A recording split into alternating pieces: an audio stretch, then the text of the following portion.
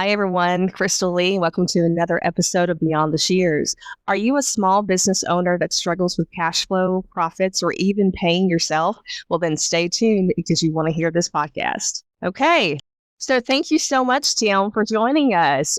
So our next guest comes from all the way from the London area, the UK. You are in London, right? I'm not just making that Well, up. I'm just outside London. I'm in Bristol, west side of London, but yeah, not too far.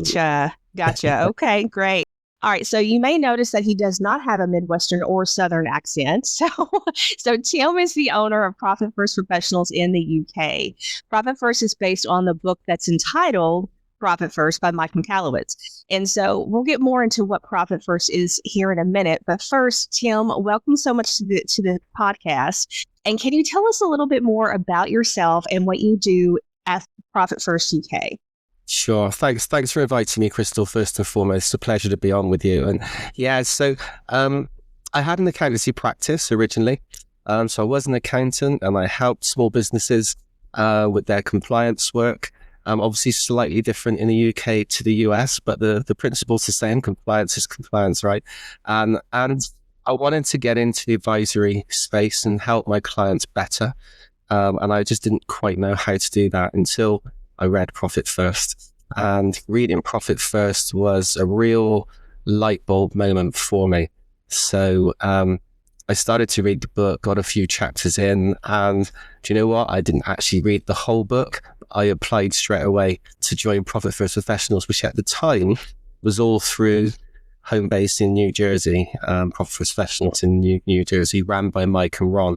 And I joined, became a Profit First Professional, implemented Profit First in my own business, which was amazing. Overwhelming, but also amazing. I guess we can go into more detail on that later. Then I started working with some clients, and it is game changing. It's probably the way to describe it best. And the client suddenly looked at me in a different way. You know, before I was just filling out tax returns, etc. And all of a sudden now I'm giving them some fantastic advice and some real support in how they can have clarity on the money in their business and help them be more profitable. And the key part, have the money for the profit that they've made in their business. So that's kind of where I started from. Fortunately for me, I wanted to move more into that space and be more of an advisor. And someone came along whilst I was working in this area and they offered to buy the compliance clients off of me. So I sold the accountancy practice, transitioned completely into coaching business owners. And then further to that, myself and Duncan Lloyd, as my business partner with Profit First Professionals, we were having conversations about how we could perhaps take over the UK from the Profit First Professionals point of view. We didn't know it was a thing, but we reached out to Mike Michalowicz, the author of Profit First, and he said yes. So we had a meeting with him and his business partner, Ron. Lo and behold, a few months later, we became the very first license holders of Profit First Professionals in the UK and Ireland. And so now, my job now is to guide our members, who are accountants, bookkeepers, and coaches, with using Profit First within their own business, first and foremost, and then helping them help their clients, which are small businesses, to implement Profit First in their business.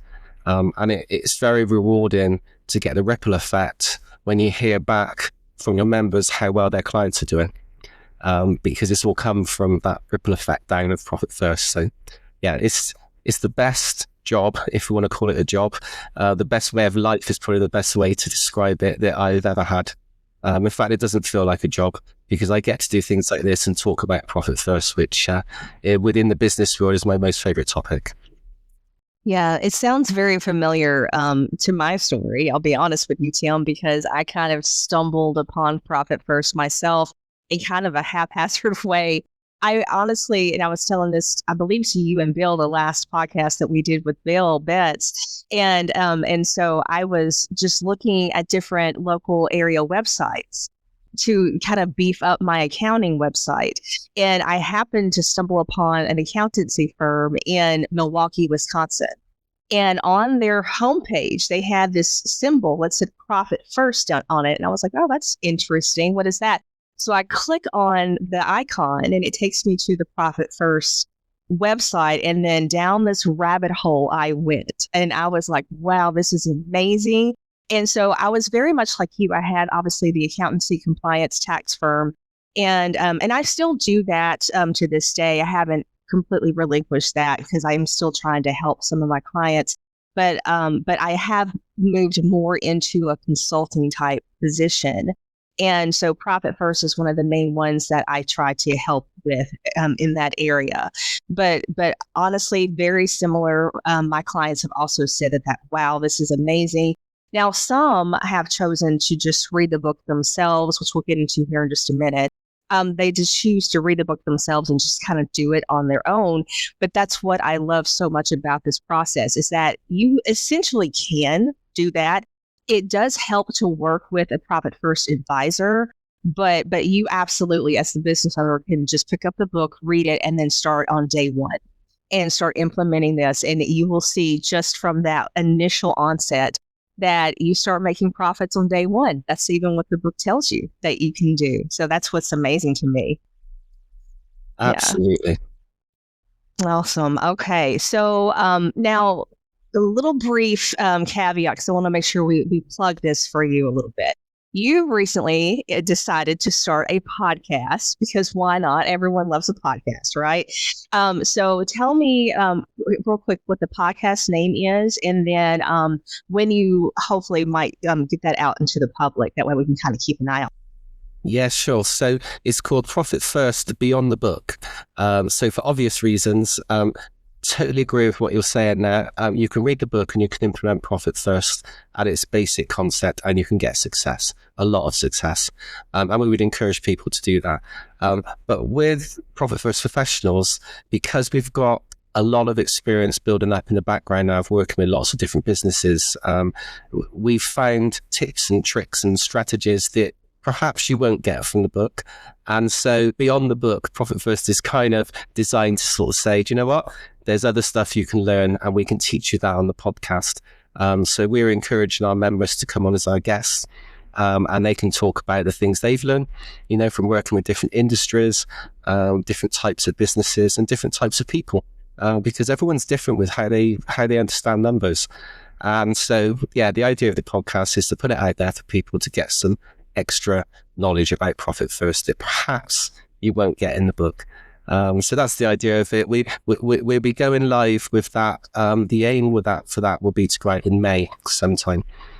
So yeah, watch this space basically, and we love to have people on there. We will definitely keep an eye out for you and be one of the first to subscribe, right? You'll be one of our guests as well, Crystal. So that would be great. That would be great. I would love to. Yeah, absolutely.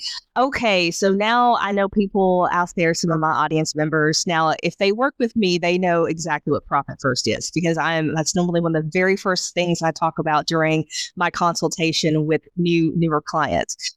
But for those out there that do not know about Profit First, many business owners operate under that traditional model of the sales formula, which is sales minus expenses equal how much profit you make. Essentially, that's the way every profit and loss statement is. That's how it's set up, especially in QuickBooks.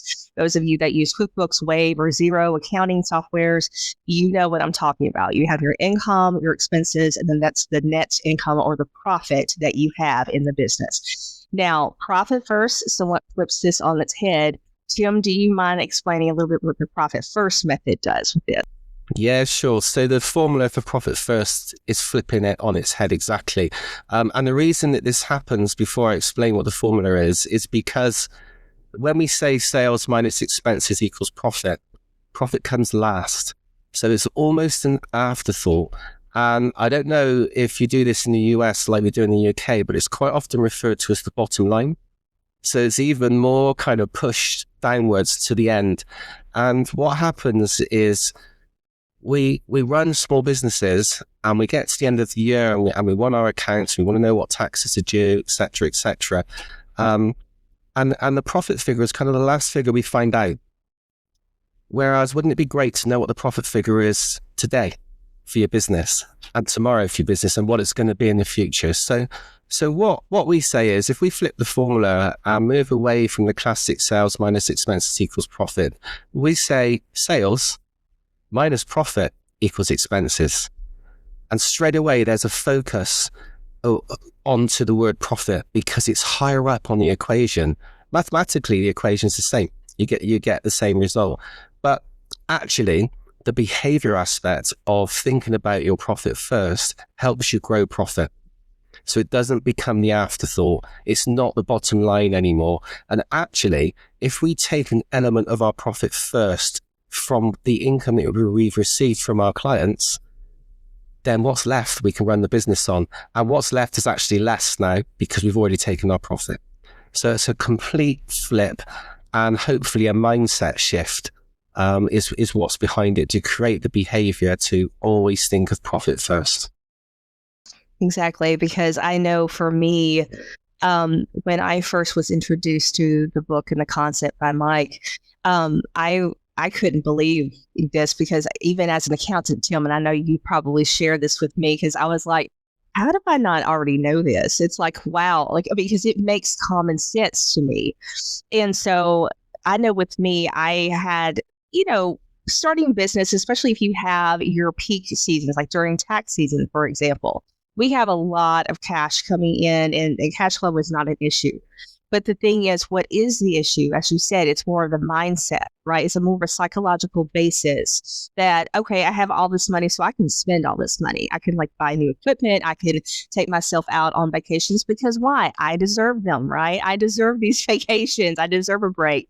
And I'm not saying that that's not true, but the thing is, the business also deserves to have this cash flow that can sustain itself.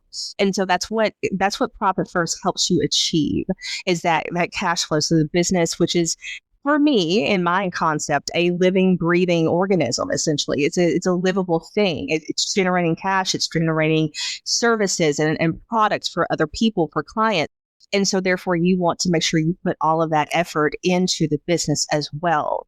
So Profit First is a game changer when it comes to this. And one of the things that I have seen with my clients is that a lot of small business entrepreneurs struggle with cash flow. And when it comes to paying certain bills, they realize that, oh my gosh, I don't have enough money at the end of the period to pay these bills. And so why do you think a lot of small business owners struggle with cash flow, Tim? Yeah, there's an easy answer to that, because most small business owners operate through one bank account. When you operate through one bank account, everything's muddled. There's money coming in, there's money going out for different things, and the money going out is all for different aspects of the business. There's no clarity on what the actual cash position is of the business when you're running from one bank account. You look at the bank balance and think you've got money, as you said, and so you might spend some of that money because you deserve it, like you commented just now, because it's an impulse buy, because you suddenly think, hey, I need that new training program because that's going to take me here, so I'm just going to pay for it, without any thought going behind about the return on that investment. What am I actually going to get out of spending that money? So operating from one bank account causes a lot of problems for business owners. Some businesses will have a separate savings account, perhaps for tax, and they might be proactive in doing that.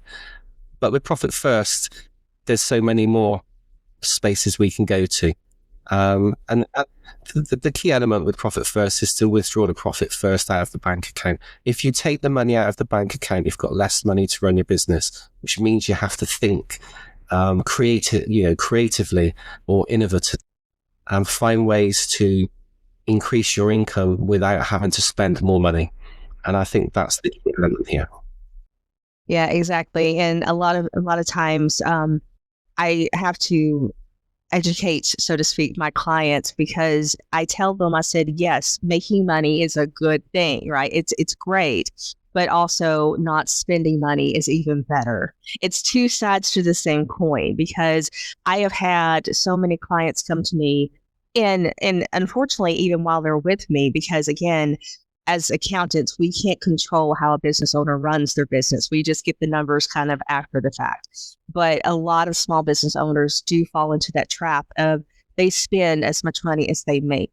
So I have had multiple people making over $1 million in dog grooming every single year, but they maybe net profit, $30 to $50,000 in it for $1 million business, which is really very minimal if you think about it. Because I mean, their one payroll is $50,000 for them, so that's not uncommon. So we want to also make sure that you're educated as far as how to cut back on expenses. Yes, we can help you market. We can help you value price your services and everything like that. I'm a huge fan of value pricing. In fact, I took Ron's value pricing class not that long ago. Well, not that long ago, a few years ago, but when I first got into Profit First. But it was a game changer for me. I was like, wow, this is amazing.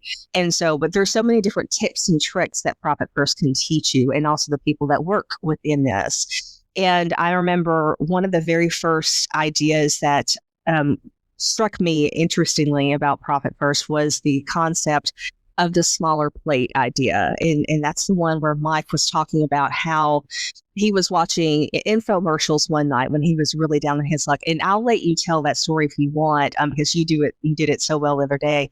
But as far as, if you have a lot of food on one large plate, which is essentially like the same as one bank account, you're going to eat everything on that plate. But if you have smaller plates with smaller portions of food, you can only eat a little bit from this one plate, but everything else has already been allocated. So, yeah. So if you want to tell a kind of story about Mike a little bit, about how he got started with the concept, that would be great.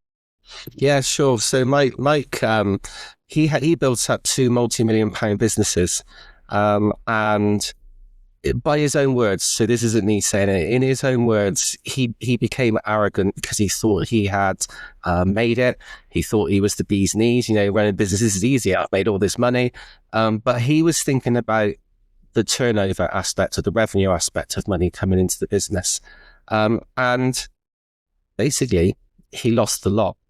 And he went to see his accountant one day, and he was told in no uncertain times, look, we've tried and tried and tried, but this is the end. We can do no more.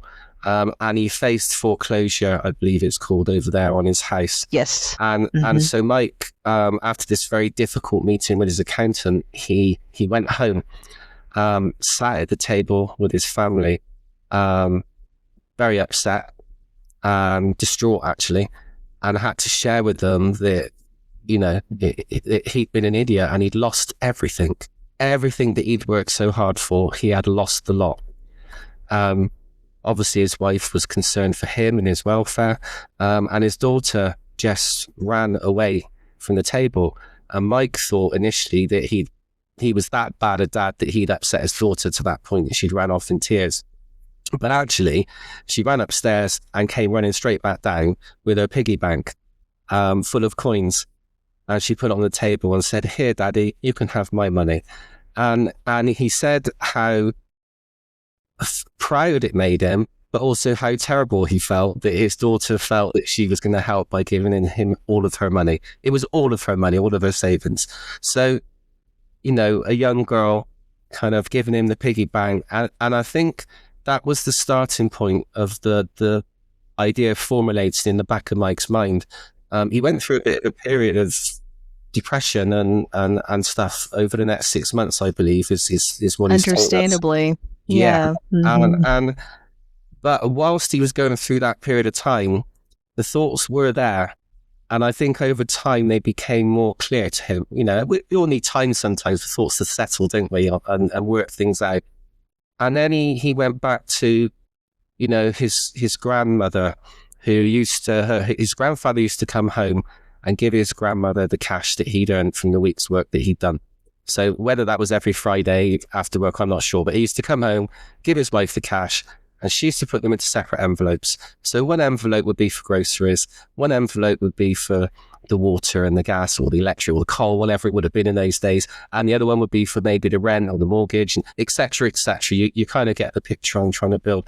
And Mike suddenly reflected on this in line with his daughter's piggy bank idea and suddenly realized that this could be used in business.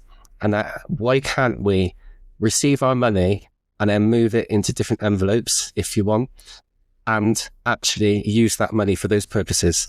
So suddenly you've got money being directed to a purpose. So one purpose would be profit. One would be your owner's pay, so the person running the business to pay themselves regularly.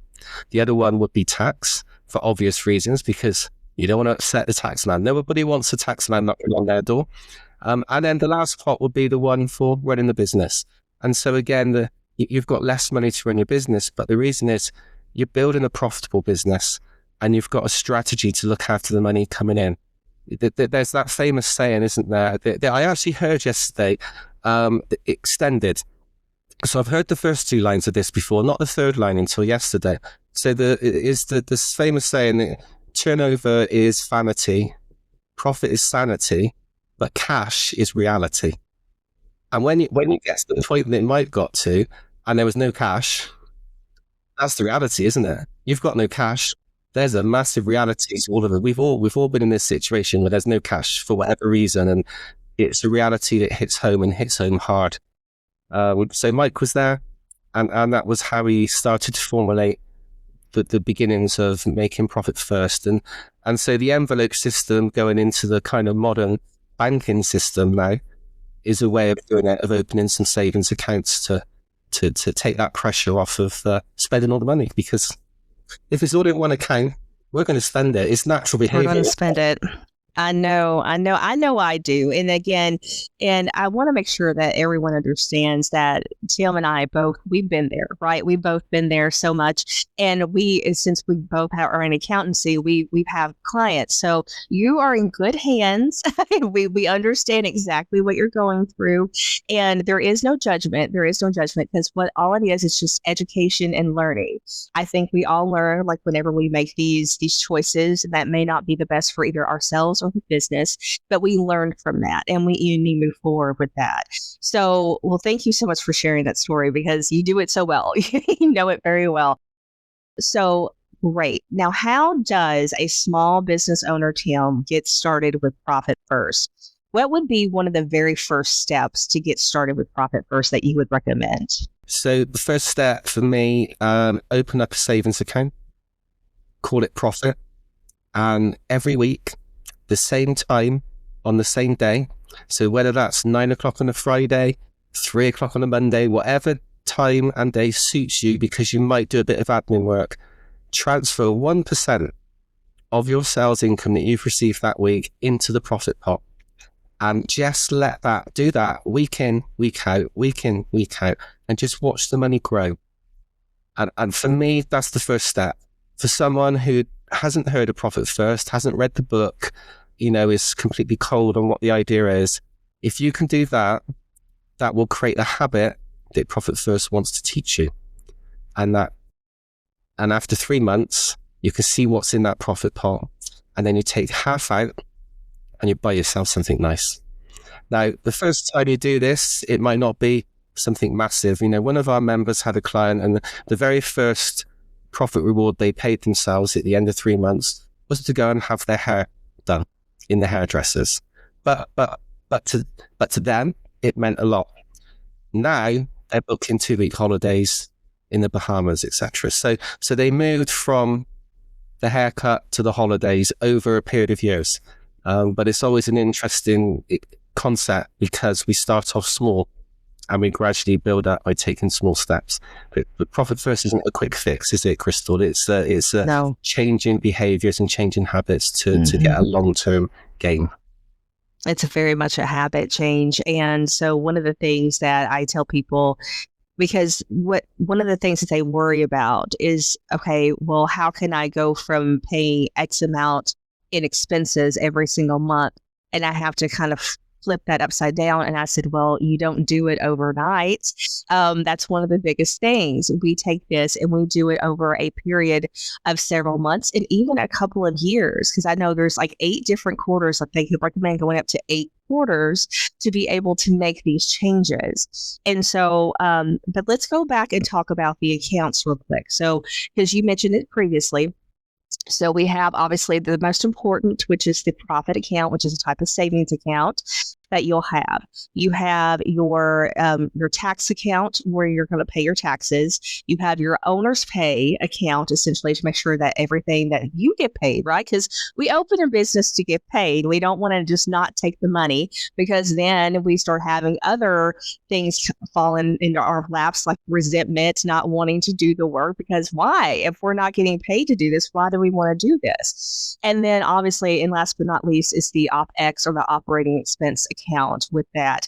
And so therefore, instead of having 80% of all of your income going into operating expenses, you're now going to start dwindling that down to a more reasonable method. And one of the ways you can get to those percentages is you do this profit analysis, essentially, or assessment is what we call it, profit assessment. And that can be done. You can do it quickly. There is a way to do it inside the book. It tells you exactly how to do it. But I do recommend possibly going to a Profit First advisor and getting that done, at least. That way you know it's done correctly and you're getting set up on the right foot. Can you tell us, Tim, a little bit more what the profit assessment tells you or gives information for? Yeah, sure. So we would look at someone's finances, as up to date as possible. And we would then move everything into the different categories. So we would want to understand what the level of income is that's coming in. We would want to understand if any savings have been put aside from the profit, if they've rewarded themselves through profit from the business. Quite often they haven't when they're first being introduced to Profit First. It's kind of a new concept. We would want to understand what savings have been put aside for tax and what tax bills they've been able to pay throughout the last period of time. And we want to know what you've rewarded yourself with from the business. So owner's pay or owner's compensation, what have you paid yourself on a regular basis from the business? And then what's left would probably be the operating expenses of how you run the business. But we would need to bring into that things like repayment of loans and debts and anything like that perhaps isn't being captured in the profit and loss account, perhaps. So we would need to look at the balance sheet as well. And the idea from this is to gauge what percentage of these categories, so what percentage of profit against your revenue are you taking from the business? What percentage in owner's pay are you taking? What percentage of tax have you saved? And then what percentage is it that you're spending of your income on operating expenses? Now, I've done some of these assessments before, and I've seen some really good results in line with the recommended percentages that Mike would suggest in the book. And I've also seen some with very high operating expense percentages, over 90% before. There's no right or wrong answer at this point. But what we're trying to say is, where are you now? And where can we move you to improve on this? So say your operating expenses are 90%, we would want to help you reduce that down. So we would try and get that down to 85%, then to 80%, then to 75%, and gradually down as low as we could get it to within, reason, because you still need to run your business. And Profit First isn't just about cutting costs. We would also help you look at the revenue that you bring into the business to see if that's profitable or not. But to start off with, the profit assessment is just our measure of where the business is at and how they've been handling the cash in the business up to this point. Yeah, and I know inside the book, obviously Mike has the different levels based on the amount of revenue that the business will actually generate. And so you go from 0 to 250,000, I believe, is the first tier, and then it goes up from there in increments. And most of my audience would probably be in that first, category between 0 and 250. Now that is gross revenue. That's not net. And so we're going to look at that. And typically, I believe, if memory serves me correctly, it's 30% is the operating expense Correct. Goal that you have. Now, keep in mind that does not include owner's pay or distributions or draws, because here in the States, we have different LLCs that we can form as well. And we take what are called draws, for owner's pay. And so it's at 30% is just the operating expenses only, aside from any kind of payments and also tax and things like that. Because again, keep in mind with Profit First, we have a different pots, so to speak, the different bank accounts that we're using. So once we get the assessment, we're able to do what's called a rollout plan, right? And so the rollout plan is where we say, okay, quarter 1, this is where we're starting. And then by the end of quarter 1, we want to get from to this point. So we might do the 1%, profit, moving that income, 1% of all income to profit, and maybe like 2 to 3% if you're not paying taxes yet. At least start small, and then you're putting some back for taxes. And again, 1 to 2% for owner's pay. That way, it takes it from this 90+% operating expense and moves it into these other categories for yourself. So that way you have a better idea of where you're starting. And again, you start slow. So you do that for an entire quarter for 3 months. And then the next one will come back and we'll meet, and then we'll adjust those percentages. So now we might go to 2% for profit and then adjust them just a couple. So you're slowly moving into those quarters and making that adjustment. So that way it's not like a complete 180 overnight where you just have to stop spending completely and nothing is cold turkey, because that would actually shut the business down. And people have to understand that. You have to slowly start making these increments. But one of the things that a profit first professional will do for you is go through your expenses, because that is one of the steps that we've been trained to do. We'll do an analysis on your expenses and see what we can cut out. So sorry if you're thinking that you can still spend all this money, and unfortunately it's not. So we are going to have to take inventory of the expenses and see what we can either reduce or cut out completely. So Tim, if we want to take profit first to like the next level for our audience, what are some of the common mistakes that you've seen small business owners make when trying to implement profit first? Yeah, the most common mistake is they try and go too fast. They try from word go to hit the target allocation percentages. So if we're talking a business up to 250K revenue, they try and get a 5% into their profit pot straight away. They try and pay themselves 50% of the revenue when perhaps they were only paying themselves 20% before. And they try and reduce their operating expenses so quickly that it just doesn't become manageable. And suddenly they find they've got lots of bills to pay and they're having to go back to the different pots and take the money back out to pay the bills. So that's not what we want. So we want people to start off slow, like you've explained.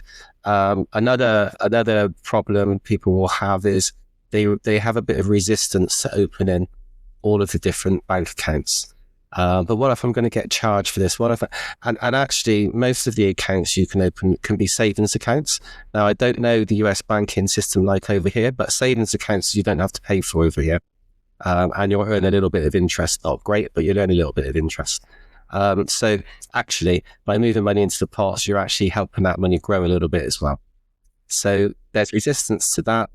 And some people think, do you know what? I get the principle. I can do this, but I don't need to open the bank accounts. I can just do this on a spreadsheet. It never works on a spreadsheet. Never works because you're not changing the behavior and creating the habit that you need to create. Yeah.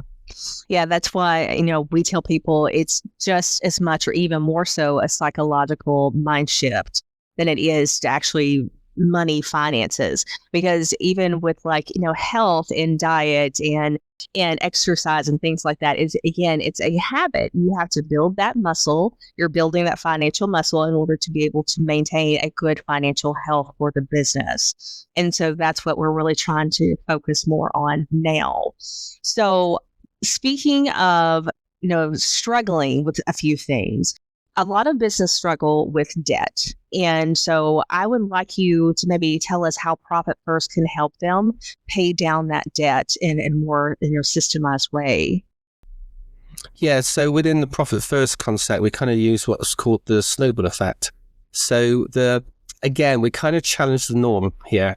So whereas we flip the formula and create the sales minus profit equals expenses, with the debt snowball way, we kind of flip the formula on that as well, because most people would say, I'm going to pay off the one with the highest interest debt first. And there's a certain amount of logic to that, which is agreeable. And I'm not saying that's not the right way. However, if you list all of your debts, say you've got lots of credit card debts and you've got lots of loans and stuff, if you list them and put the lowest amount that you owe at the top So do it by balance owed. And the smallest amount, when you make a payment to clear the smallest one, and you clear that one quickly, and that goes, and then you work on the next one and clear that one, suddenly you get this good feeling because you haven't got to worry about that one anymore, and you haven't got to worry about that one anymore.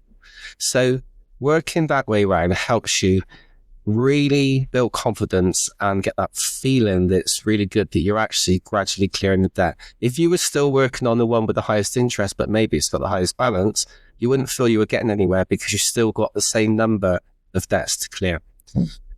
The great advantage of Profit First with clearing debt as well is that because we're building money up in a profit pot in the background, whilst we're making the minimum payments each month and all the debts we owe, when we get to the end of the quarter and we take our profit reward, we can decide, okay, I'd love to reward myself, so I'm going to reward myself. I'm going to take myself down to the local coffee house and I'm going to have a coffee and a croissant and I'm going to sit and relax the newspaper for an hour. That's my reward.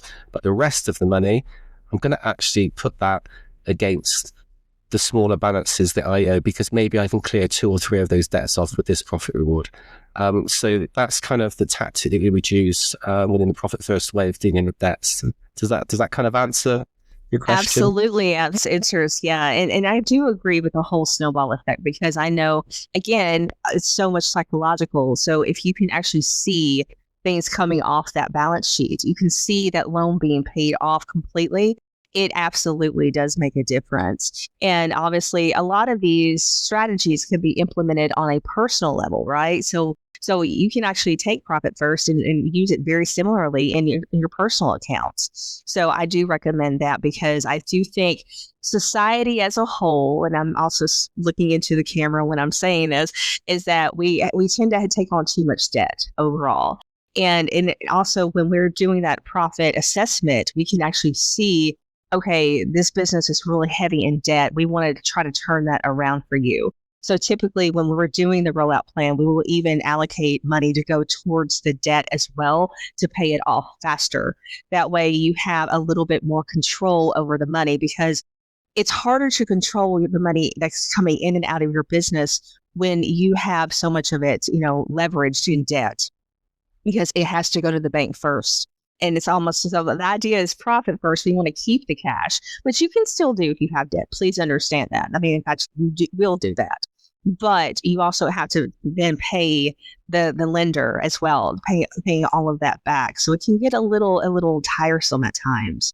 If we're going to go back to one of the mistakes that I have seen with Profit First in my area, is people will think it's like a set it and forget it type thing. Like I can put this automatically on my bank account and then just move through it. But we can't stress enough that Profit First is a psychological and habitual idea. So if you put it on and just leave it up to your bank account, you're not really going to be able to do that. Especially in the beginning, we really recommend you physically actually logging into the bank and moving that money yourself, because then you're going to see immediately what exactly is in your bank account, what's coming out, and you can also tell if you're overspending very quickly. And so therefore you need to make those adjustments, because I have a lot of people that will do that. They'll say, because their bank accounts will allow them to take a certain percentage of whatever revenue comes in and moves it to that. After you've been in Profit First for a while, we could talk a little bit. We could decide that. But at least in the first year, I would say you need to be doing this yourself, because it really takes maybe not less than 5 minutes to do this once a week. Because once you set that habit up, you just go in there, you pull all of your deposits, and if they're all, obviously from, revenue, those pull deposits, take 1% of that, and you're done. And so it's super simple. But that way you're taking more responsibility for the cash coming in and out of your company at that point. Some Profit First strategies that people can use. So let's say that a client wants to start saving for something, like they have a piece of equipment. Like a lot of my clients are mobile groomers, so they may have to buy vans and things like that. Obviously, that's a pretty penny. So how can Profit First be utilized to be able to purchase larger items? Yeah, so set up another pot is the simple answer to that. So we've talked about the basic Profit First accounts being the profit, owners pay tax and operating expenses, obviously the income account, because that's where the money comes in. But if you have a special purpose, which that would definitely come under that category, open up another account, call it new van, call it van update, whatever you know terminology sits with you best, and we start to put a percentage of money into that pot as well, and gradually build that money up so that you can perhaps, maybe you'd only get the deposit before you need to buy it, so you might have to finance it, but if you can avoid finance altogether, that's definitely the profit first way. But we live in the real world, and these are real decisions we have to make sometimes. But if you can save the money up first, use the pot to pay for the van outright, that's the best way, and the ideal way to use profit first to your own advantage. And of course, the great part about this is to follow on from what you were talking about, logging onto your bank each week and making those allocations, is when you've made those allocations, you can look at your savings pots and your savings accounts, and you can see this money actually being created in these different areas. You can watch your owner's pay building up throughout the month. So you've got peace of mind that you're going to be able to pay yourself the amount of money you need to pay yourself at the end of the month because it's building up. You've got your tax building up, so you know that tax is going to be there for the end of the year when you have to pay your tax bill. You've got a van pot building up now because you know next October that you might have to buy yourself a new van. So you've got money building up in that pot. It just gives you peace of mind, and it actually takes away the stress that money can cause us before, when you're just operating out of one account and you have no clarity on what's going on with the money. So yeah, it's so easy to open another account. One of our members, actually our profit first guy, Jason in the UK, he's got a client he works with who's got 30 accounts. Now that's a lot of accounts. I don't think I could manage 30 myself. I'm going to hold my hands up and say I think that is maybe too many accounts, but it works for him. He's put everything down into a lot of detail, and that's how he operates his business. I'm not suggesting everybody does that, by the way, but I just share that. Yeah, that might be a little, but but good for him if he can do it, and he has his money is very much dedicated into certain areas, and he's clear on his vision. Good for him. Now, there is one interesting thing I don't know about in the UK if you guys experience this or not. But here in the States, I have run into a few banks for my clients that are a little suspect when you start opening up multiple accounts. They actually can ask you, why do you need so many accounts? I have had people being stopped from doing this. And I will tell the audience that this is not uncommon. It's not the bank, picking on you or making your life hard. Sometimes, we have the idea of, unfortunately, money laundering, and they're like, what are you trying to hide something with all of these accounts? So they're just not used to the idea. Now, this was more so, I think, 5 or 6 years ago that this was a problem. I think now more and more people are doing the multiple accounts within the bank, so they're not as picky about that. But if you do have an issue, you can always go to a Profit First advisor.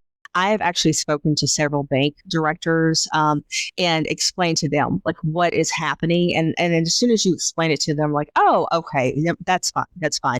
We just need to know more so about why. So if you have a bank, if you're wanting to start Profit First and you guys have a bank that is not really flexible or wanting to work with you, I guess to say this as bluntly as possible, you can always go to another one.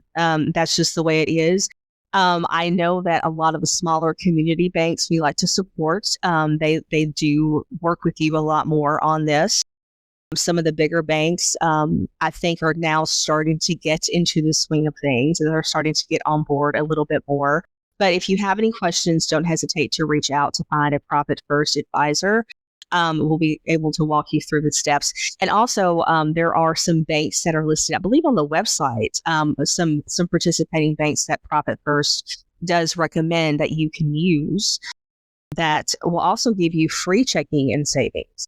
Because why do you need to pay money every single month to have someone house your money? They can make interest on you other ways, but yeah, some of these bank fees are astronomical. they're like, I know a client I have that pays $20 a month for every account, and they have 5 different accounts. Wow. So I'm like, that's a lot of money. It's $100 a month. That's a lot of money that they're just throwing away. And so yeah, I definitely, that's one of the things. Try to find a bank that, is zero charge as far as the monthly fee for all these bank accounts. So Tim, if they want to get started with Profit First, we can speak to the people in the UK first. If like, what is the best way to get started with that, or how to find a Profit First advisor? How would you recommend? Yeah. So over in the UK, you would just go on to the website profitfirstuk.co.uk, and you would be able to search for a PFP, a certified PFP, or you could just hit the form that says that you need help from a certified PFP. You put some brief details in, and that form, funnily enough, lands in my inbox, and then I would then pass you on to who I think is the best fit for what you require. And then you would be able to have a call with one of our members and go from there. In the US, obviously, it's profitfirstprofessionals.com. And I believe you can do the same there. You can reach out for a PFP there. But I just want to say on the banking thing, there is a relationship with Relay with Profit First US. Yeah, I don't know if you're aware of that. I don't have a relationship with Relay because they're not in the UK, but I just thought I'd put that out there for you. Thank you. Yeah. So Relay. So you guys can check out Relay. And so I'll probably, at the end of this, whenever this gets posted, I will have a link in the description below for, the Profit First UK, and then also Profit First Professionals. And then I'll make sure to add one for Relay in there as well. That's awesome. Awesome.